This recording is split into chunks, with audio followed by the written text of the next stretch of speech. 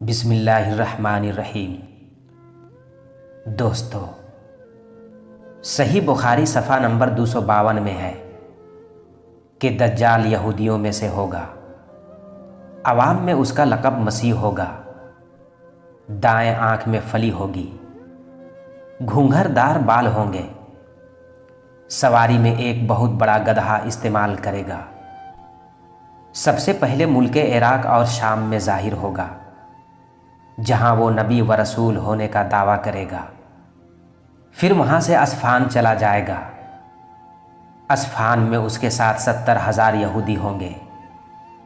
یہیں سے مزید تکبر میں مبتلا ہو کر خدا ہونے کا دعویٰ کرے گا اور چاروں طرف فساد برپا کرے گا اور زمین میں بہت سے مقامات پر جا کر اپنے آپ کو خدا کہلوائے گا۔ اللہ رب العزت لوگوں کی آزمائش کے لیے اس سے بڑے بڑے ناممکن اور نادر الوقوع کام کروائیں گے۔ اس کی پیشانی پر کاف فے لکھا ہوگا جس کی پہچان ہر وہ شخص کر سکے گا جس کے دل میں ایمان ہوگا۔ دجال کے ساتھ ایک آگ ہوگی جس کو دوزخ تعبیر کرے گا، اور ایک باغ ہوگا جس کا نام جنت ہوگا۔ اپنے مخالفین کو آگ میں اور اپنے ماننے والوں کو جنت میں ڈالے گا، مگر وہ آگ در حقیقت ایک باغ ہوگا اور باغ در حقیقت آگ کی طرح ہوگا، یعنی اس کا یہ سب کچھ صرف لوگوں کے امتحان کے لیے ہوگا۔ اس کے پاس کھانے پینے کی چیزوں کا ایک ذخیرہ ہوگا، جس کو چاہے گا اسے خوش کر دے گا۔ جب کوئی فرقہ اس کو رب مان لے گا تو اس کی سرزمین پر اس کے لیے بارش ہوگی، اناج پیدا ہوگا، ان کے درخت پھل دینے لگیں گے، ان کے مویشی موٹے ہو جائیں گے اور دودھ والے جانور دودھ دینے لگیں گے، اور جب کوئی جماعت اسے نہ مانے گی تو اس سے بارش، پھل، دودھ اور جانوروں کا بڑھنا بند کر دے گا اور اس قسم کی بہت سی تکلیفیں اہل حق کو دے گا، مگر اہل ایمان کا سبحان اللہ اور لا الہ الا اللہ پڑھنا ہی ان کے کھانے اور پینے کا کام دے گا۔ یعنی اہل ایمان بھوکا اور پیاسا رہنا گوارا کر لیں گے، لیکن اس کے دھوکے میں نہیں آئیں گے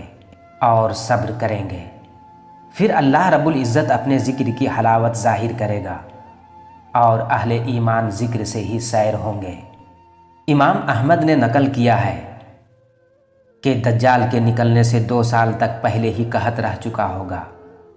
اور تیسرے سال عین دوران قحط ہی میں اس کا ظہور ہوگا۔ زمین کے مدفون خزانے اس کے حکم سے اس کے ساتھ ہو جائیں گے۔ بعض آدمیوں سے کہے گا کہ میں مردہ ماں باپوں کو زندہ کر سکتا ہوں تاکہ اس قدرت کو دیکھ کر میری خدائی کا یقین کر لے، اور یہ کہہ کر شیاطین کو حکم دے گا کہ زمین سے ان کے ماں باپوں کی شکلیں بنا کر نکلو تاکہ یہ مجھے خدا تسلیم کر لیں۔ چنانچہ وہ ایسا ہی کریں گے، اور کتنے ہی لوگ اپنے ماں باپ کو سامنے پا کر اس کو سچا مان لیں گے اور گمراہ ہو جائیں گے۔ جن اہل ایمان نے کتاب و سنت کی تعلیم کے مطابق اپنے ایمان کو مضبوط کیا ہوگا، دجال کے بڑے بڑے کارنامے انہیں متاثر نہیں کر سکیں گے، اور وہ ایماندار ان تمام خلاف عادت کاموں کو شابدہ بازی،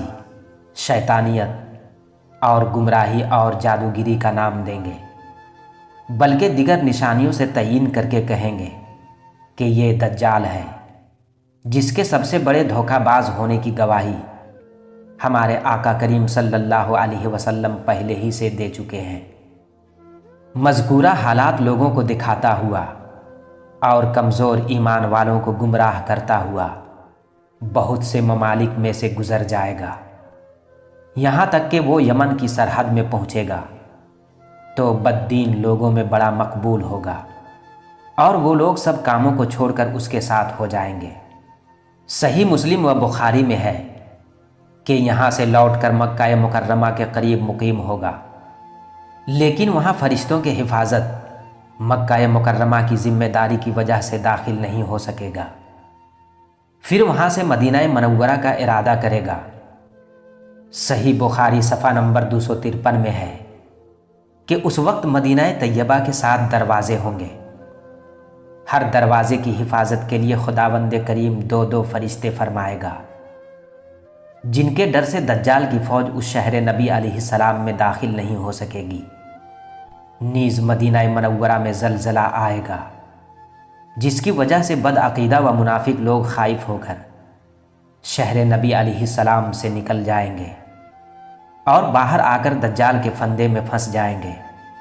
کیونکہ مدینہ طیبہ میں یہ لوگ اللہ اور اس کے رسول کی محبت سے نہیں رہ رہے ہوں گے، بلکہ اپنی دنیاوی اغراض سے وہاں ہوں گے۔ ان کو مدینہ اور صاحب مدینہ کی سنت اور محبت سے کوئی غرض نہیں ہوگی، اسی وجہ سے انہیں زلزلہ کے ذریعے اس پاک سرزمین سے نکال دیا جائے گا، کیونکہ بہت سے انسان روپیہ پیسہ کمانے کی غرض سے وہاں رہتے ہیں، انہیں روضہ رسول صلی اللہ علیہ وسلم پر سلام تک نصیب نہیں ہوتا۔ جب یہ ملعون ارض مقدس مدینہ سے باہر موجود ہوگا تو ان دنوں مدینہ میں ایک عالم بزرگ ہوں گے جو اس ملعون کو اپنے علم خدا داد سے پہچانیں گے اور اسے لاجواب کرنے اور لوگوں کو حق راہ بتلانے کے لیے دجال سے مناظرہ کریں گے۔ چنانچہ مدینہ سے باہر آ کر دجال کی فوج کے قریب آ کر پوچھیں گے کہ دجال کہاں ہے، تو وہ ان کی گفتگو کو دجال کے ادب کے خلاف سمجھیں گے، اس عالم دین بزرگ کو قتل کرنے کا ارادہ کریں گے، لیکن ان میں سے کچھ لوگ منع کر دیں گے اور کہیں گے کہ تمہیں معلوم ہونا چاہیے کہ ہمارے اور تمہارے خدا دجال نے بغیر اجازت کسی کو قتل کرنے سے روک رکھا ہے۔ چنانچہ وہ دجال سے جا کہیں گے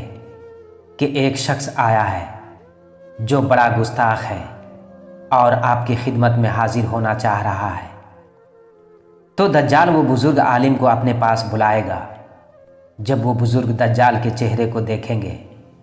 تو فرمائیں گے کہ میں نے تجھے پہچان لیا، تو وہی دجال ملعون ہے جس کی پیغمبر خدا صلی اللہ علیہ وسلم نے خبر دی تھی اور تیری گمراہی کی حقیقت بیان فرمائی تھی۔ تو دجال غصہ میں آ کر کہے گا کہ اس کو آرے سے چیر دو۔ یہ سن کر اس کے ماننے والے اٹھیں گے اور اس بزرگ کو 2 ٹکڑے کر ڈالیں گے اور عبرت کے لیے دائیں بائیں ڈال دیں گے۔ پھر خود دجال ان دونوں ٹکڑوں کے درمیان سے نکل کر لوگوں سے کہے گا، اگر اب میں اس مردے کو زندہ کر دوں تو کیا تم میری خدائی کو تسلیم کر لو گے؟ تو وہ کہیں گے، ہم تو پہلے ہی آپ کے خدا ہونے کو مانتے ہیں اور کسی قسم کا شک و شبہ دل نہیں رکھتے۔ ہاں، اگر آپ اسے ہمارے سامنے زندہ کر دیں اور ایسا ہو جائے